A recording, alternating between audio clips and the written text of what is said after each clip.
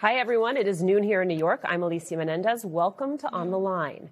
Have Kash Patel's antics finally caught up with him? President Trump's FBI director is facing new congressional investigations, not just into allegations of lavish spending on the job, but also into his surge of FBI resources to reinvestigate the 2020 election. First, on the spending. Democrats now getting some GOP backup in their probes of what they've dubbed Patel's jet setting. MS Now has viewed a letter from Republican Senate Judiciary Chairman Chuck Grassley demanding Patel turn over information about the Bureau's purchase of BMWs instead of the standard Chevy SUVs, and whether he's reimbursed the FBI for personal travel on FBI aircraft.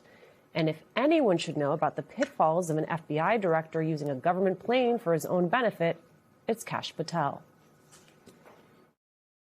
Chris Wray doesn't need a government-funded G5 jet to go to vacation. Maybe we ground that plane. $15,000 every time it takes off.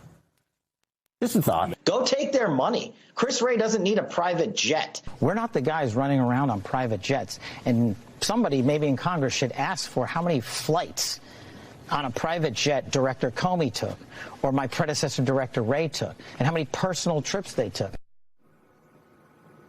But the questions Patel is facing go way beyond his travel. Senate Democrats now also demanding answers about why Patel has deployed hundreds of FBI analysts to work on record checks in Georgia related to the 2020 election.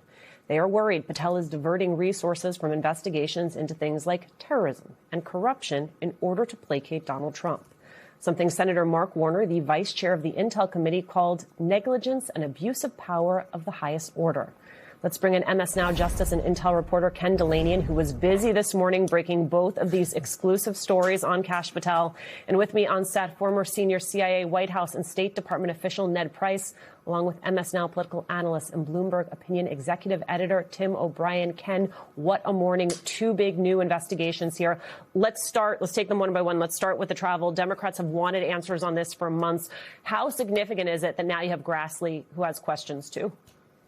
Oh, I think it's deeply significant, Alicia, and particularly because it was notable that Grassley did not make this letter public. So he's trying to thread the needle here. But he has a long history of conducting oversight of the spending of taxpayer money with both parties in power. And he said that in his letter to Kash Patel. He said, it's nothing personal. We just feel like we deserve answers about your use of taxpayer-funded resources, including your use of the FBI jet and your purchase of these BMW SUVs. And by the way, I got a new response from the FBI. They did not respond initially when I queried them yesterday about this reporting, but I just now have a response. And one of the things they told me was that they purchased these BMWs from the State Department. And they were sitting idly in a warehouse. That is new information. That's not what they told us back in December when we first reported on this. But just in general, you have this building sort of momentum of drip, drip, drip stories about Kash Patel and his use of government resources. We hear things all the time from people inside the FBI who are very troubled by it. They just don't think it's a good look. And now you have the senior Republican chairman of the Judiciary Committee asking questions about it. And unlike the Democrats, he has the leverage to get these answers. What he will do with that information remains to be seen. Will he hold a hearing? Will he make it public? But at least he's asking the questions, Alicia. Ned, I want you to just bring us back here to Earth One. During your time in government, how often were you using government resources for personal use? I can't recall a time I ever did. Look, but let me be serious here for a second. I don't begrudge this FBI director or any FBI director for flying on an FBI-owned airplane. That's what they have to do. When FBI directors travel domestically or internationally, they have to have secure communications at the ready. They have to be able to get places quickly and efficiently.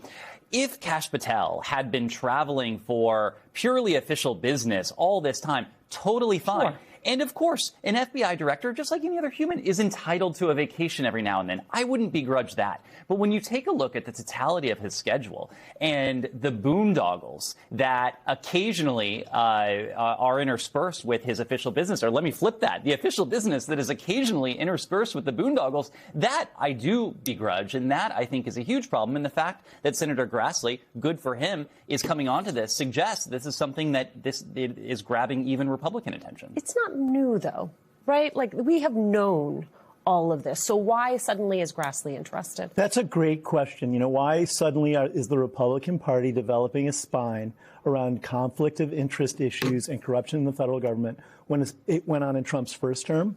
and it's gone on again. I have to sense that some of it is they're smelling it in the water. They're recognizing that everything that's come out. Is that the reflecting pool water? Yes, the reflective pond, as the president calls it. I think they're starting to see that voters are paying attention to this, and corruption has not been a thing voters have actually really focused on.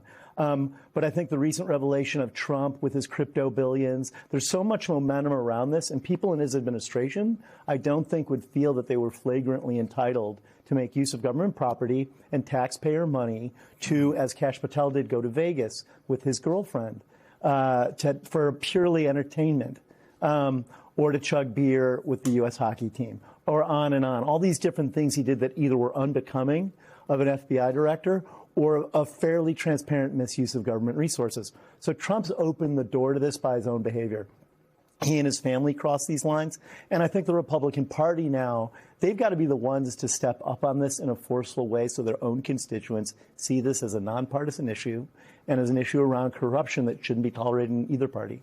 Ken, in their own letter, you had Senate Democrats, Dick Durbin, you had Jamie Raskin in the House saying they appreciate Grassley raising the concerns, note the various other cases of Patel using taxpayer funding for personal use, the helicopter tours, the jet ski excursions.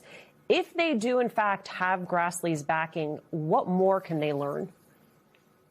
Oh, well, they can get the records describing all of these trips, because right now we just have to take the FBI's word for it. And for example, in their new response, the FBI is disputing that Kash Patel took any excursions, jet skiing, or helicopter tours. But that's what the Democrats are hearing from whistleblowers. They're hearing that people inside the FBI feel pressured to essentially entertain the director as he jets around the country and around the world and make sure that he's got access to basically personal fun while he's visiting these various offices. And they even say that they were told that he opened an office in Wellington, New Zealand for the FBI for the express purpose of taking a vacation there. Now, again, the FBI is denying that through Patel's spokesperson. They did open an office for the first time in Wellington, New Zealand. But it seems pretty clear that Kash Patel is taking advantage of his official travel. He's been to UFC events. He's been to hockey games. Of course, the famous incident in Milan. He's watched his girlfriend perform. She's a country singer. So that's pretty obvious that that's going on. And yes, he does have to travel on the plane. But what Democrats are saying is you don't have to exploit it to take vacations. Previous directors kept that to a minimum. All right, Ken, let's move on to investigation number 2. Democrats want to know more about what Patel is up to vis-a-vis his looks at the 2020 election. What do they want to know? Well, they are, Mark Warner in particular, the ranking Democrat on the Intelligence Committee, is absolutely apoplectically outraged about the idea that Kash Patel is requiring FBI intelligence analysts, 260 of them, to spend time doing records checks in this investigation of the 2020 election. His baseline question is, what's the crime here? We don't even know. They haven't told us what is the basis for this investigation. We know that they seized the ballots in Fulton County. We haven't heard really anything since. And now, you know, we first reported that Patel is requiring these analysts to spend all these hours. And one of the things I'm told they may be doing is going through all of those ballots that they seized in search of people who weren't citizens or who somehow voted improperly. And there may be a few of those. That happens in every election. But Joe Biden won the state by nearly 12,000 votes. There's been scores of investigations looking at all the different claims of fraud. None of that has panned out. And yet you have the FBI diverting resources to this. And Mark Warner is asking for information about it. He's not likely to get it. But if the Democrats seize control of the Senate, he will have leverage to get it next year. I think what is interesting, Ned, is what it is that Senator Warner is highlighting here. Like, there is the danger of this administration setting a predicate for future elections by claiming that there was fraud in past elections. They are clearly continue to be desperate to prove that, despite the fact that they do not have any such proof 6 years later. But there's also the opportunity cost. There's what happens when you take resources that are supposed to be focused on terrorism and instead focus them on an election that happened 6 years ago. Well, and Alicia, it's not just the FBI, to speak to the point of opportunity cost.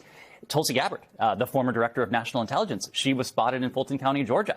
It wasn't clear what she was doing until she later told the press that President Trump had directed her to go down there. So it's the FBI, it's our director of national intelligence. It's in many ways wide swaths of our law enforcement, intelligence, and national security community when we face what is certainly a heightened threat environment as a result of everything that's going on in the world, especially when you think about the potential for retaliation in the midst of this tit-for-tat exchange with Iran. And yet election lies seem to be capturing the attention of these top officials. Look, there's so much doom and gloom that surrounds us. I do my best to sometimes look at the glass half full. I am ready for what you got here. And this might be a stretch. Just bear with me, though. But to combine these two stories, look, for every boondoggle that Kash Patel is going on, for every time that he's snorkeling in Pearl Harbor or chugging beers in Milan or traveling with his girlfriend in Nashville, at least he's out there not ordering politically motivated investigations, targeting public servants,